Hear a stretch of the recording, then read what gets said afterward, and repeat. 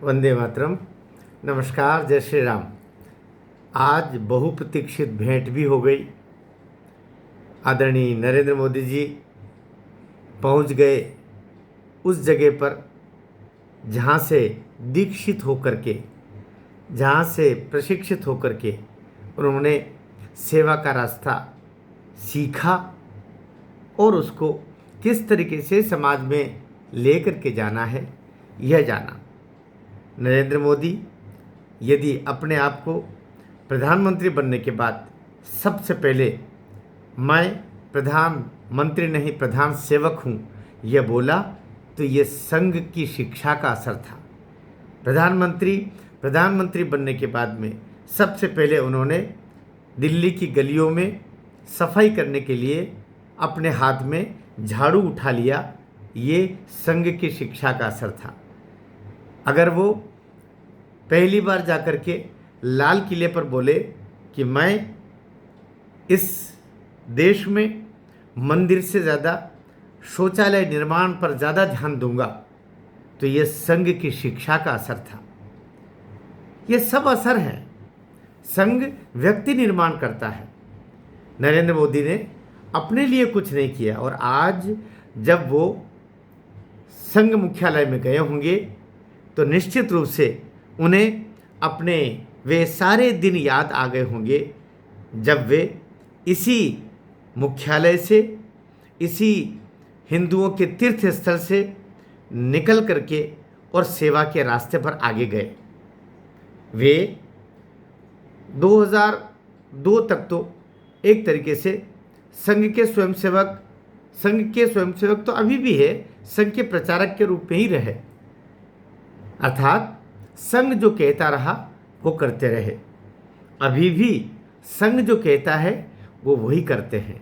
यदि संघ के कहे के प्रतिकूल कहीं जाना होता तो आज वे संघ मुख्यालय में नहीं होते। यह तय है कि आज भारतीय लोकतंत्र ने आज़ादी के बाद पहली बार एक प्रायश्चित कर लिया। जो नेहरू ने कुछ लोगों के इशारे पर महात्मा गांधी की हत्या का पाप कहीं न कहीं संघ के ऊपर मढ़ने का कुप्रयास किया। आज यद्यपि उसके बाद में संघ निर्दोष साबित हुआ। संघ के बहुत सारे हमारे प्रचारक, स्वयंसेवक प्रताड़ित रहे, जेलों में बंद किया। हमारे द्वितीय सरसंघचालक जी, गुरु जी, जिनके नाम पर आज नेत्र चिकित्सालय का शुभारंभ हुआ, शिलान्यास हुआ, आरंभ हुआ, जिसमें माननीय प्रधानमंत्री जी नरेंद्र मोदी स्वयं उपस्थित हुए।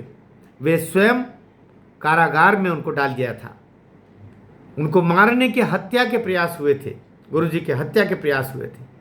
आज प्रधानमंत्री के रूप में उसी मुख्यालय से निकला हुआ एक प्रचारक जब देश का प्रधानमंत्री बन गया, तो प्रायश्चित करने के लिए उन्हीं गुरुजी के नाम पर स्थापित होने वाले नेत्र चिकित्सालय के शुभारंभ, शिलान्यास, आरंभ अवसर पर अपने प्रणाम निवेदन करने के लिए उपस्थित हुआ।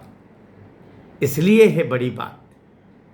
पहली बार कोई प्रधानमंत्री गया, यह बड़ी बात नहीं है। बड़ी बात यह है कि संघ की स्थापना के बाद 100 वर्ष की यात्रा पूरा करता हुआ संघ आज अपने एक प्रचारक को प्रधानमंत्री बनाने के बाद उसी प्रचारक को बुलाता है संघ मुख्यालय में, और वो सिर के बल आकर के प्रणाम निवेदन करता है। उसी तपस्थली पर जहाँ डॉक्टर जी की मूर्ति है, डॉक्टर जी का मंदिर है, जहाँ गुरु जी की मूर्ति है, गुरु जी की तपस्या स्थली है।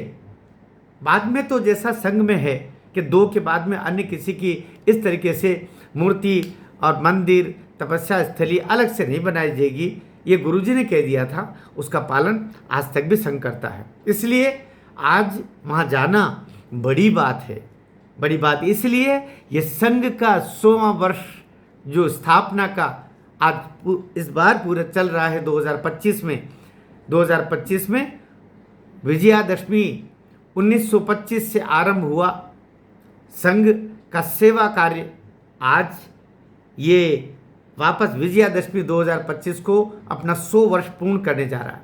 ऐसे अवसर पर देश के प्रधानमंत्री का वहाँ पर जाना, एक प्रचारक का वहाँ पर जाना, एक स्वयंसेवक का वहाँ पर प्रधानमंत्री के रूप में उस जगह पर जाना जहाँ पर संघ को कभी इतना प्रताड़ित किया, तथाकथित राजनीति के दोगले लोगों ने आज़ादी के बाद, वो चाहे नेहरू रहे चाहे इंदिरा जी रहे, इन सब लोगों ने जो प्रयास किया, यद्यपि बिल्कुल जैसे कंचन की तरह निखर करके और आरएसएस बाहर आया, सारे दोषों से न्यायालय द्वारा वह मुक्त हुआ, उसके लिए पश्चाताप किया पटेल ने भी कि हमसे त्रुटि हुई।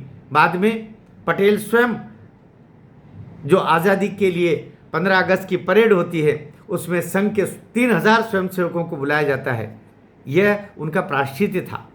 तो ये सब कुछ हुआ और आज उनका जाना ये बड़ी छोटी बात है कि वो अध्यक्ष के लिए सहमति लेने गए होंगे या कि उन्होंने संघ की तरफ से कोई नाम दिया गया होगा, ये बड़ी बातें नहीं हैं। बड़ी बातें ये है कि संघ जो अपना 100वां वर्ष मना रहा है, डॉक्टर जी द्वारा स्थापित यह सेवा का प्रकल्प है, हिंदुओं को एकजुट करने का प्रकल्प है।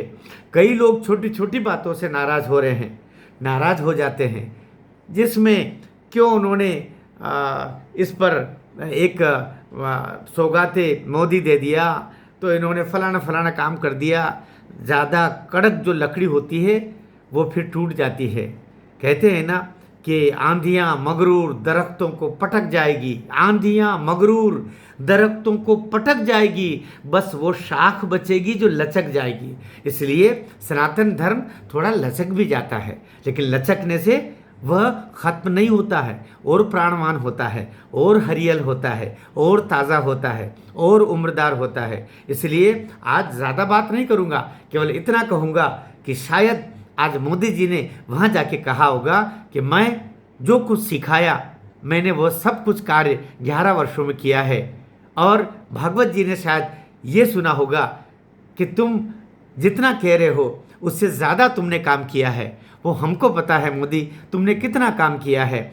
उन्होंने जो कहा होगा कुछ मुख से बोला होगा, कुछ आँखों ने समझा होगा, कुछ आँखों ने बोला होगा, वो दूसरी आँखों ने समझा होगा, लेकिन जो समझा होगा वो सनातन के लिए अच्छा होगा। जो दृढ़ निश्चय हुआ होगा बैठक के बाद में भी, अकेले में बैठक के बाद में भी, वो निश्चित रूप से सनातन के लिए, इस राष्ट्र के लिए धवलकारी होगा, उज्जवल होगा, इस राष्ट्र को मजबूत करने के लिए होगा, सनातन को मजबूत करने के लिए होगा। आपको मेरा वीडियो सदैव से अच्छा लगता रहा है, उसमें कमियां हो सकती है। मैं किसी की प्रवंचना करने के लिए नहीं हूँ, मैं किसी की झूठी प्रशंसा करने के लिए हूँ, संघ का स्वयंसेवक हूँ।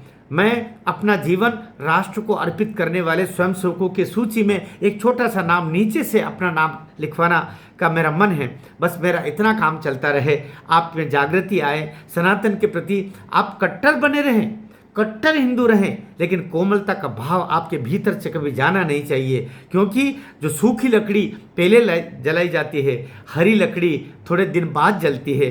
सदैव ध्यान रखना, अपने भीतर एक लचक रखना जैसे हरी लकड़ी में होती है। सूखी लकड़ी पहले जलेगी क्योंकि उसने अपने भीतर नम्रता, अपने भीतर सरलता, अपने भीतर जो जल तत्व होता वो पूरा ख़त्म कर दिया। समझदारी से चलना होगा। ये 100वां वर्ष है, हमें 1000वां वर्ष भी संघ का इसी तरीके से मनाना है। हमारे बाद में और कोई पीढ़ी आएगी जो इस दिवस को मनाएगी। तब के लिए बहुत बहुत शुभकामनाएं। भारत माता की जय।